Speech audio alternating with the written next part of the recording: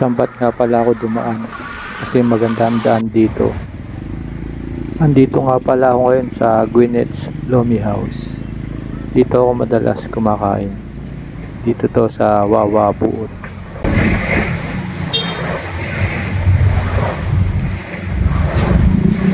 Mga Miss Universe pageant nga pala ang mga nagtanim ng puno ng nyug dito. Mahaba yan hanggang doon. Pakita ko sa inyo mamaya yung iba.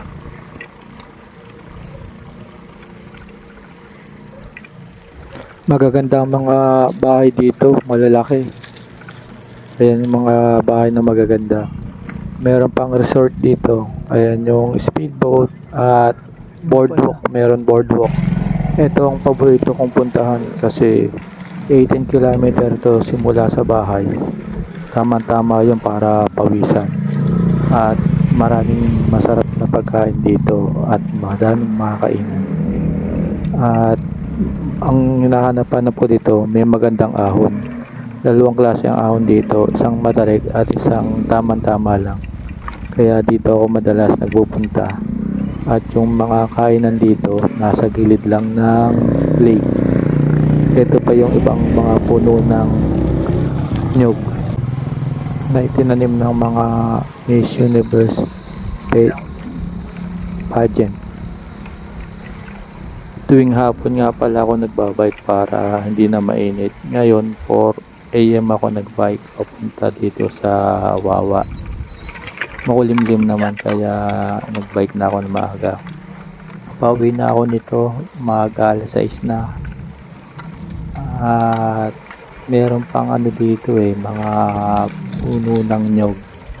Ito na Ayan na. Andun din yung J Castle. Malapit lang dito ang J Castle. Ayan, mga puno ng nyog. Kilid lang ng taal.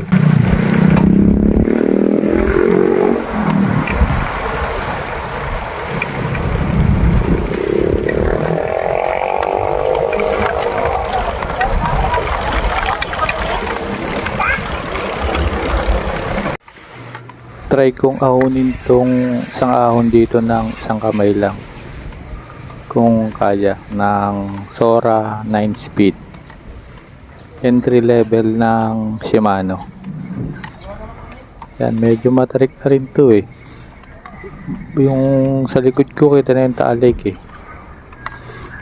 Yan, sige pa, kaya pa yan, kaya pa. Kaya pa. May 2 linggo na rin ako hindi nakapag-bike dito. Pero kaya pa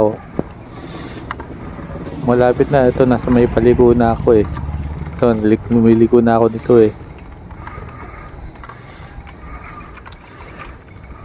Ayan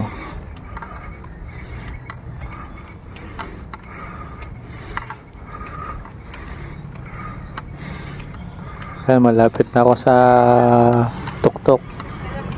Lapit mo sa tuktok niyan.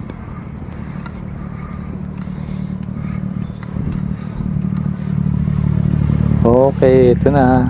May checkpoint nga pala dito ng pulis. May checkpoint. Yung mga 2 wheels checkpoint sila huli sila Ako diretso lang. Wala pang helmet. Nakasabit lang yung helmet ko. Bike lang ang malakas. Ayos. Gawing langit ang mundo, makakaya natin to. Sa simula ikaw at ako, tapos sila hanggang maging lahat na tayo. Okay hanggang masdan sa bawat taong nagugutom at nahihirapan. Meron kang matutulungan.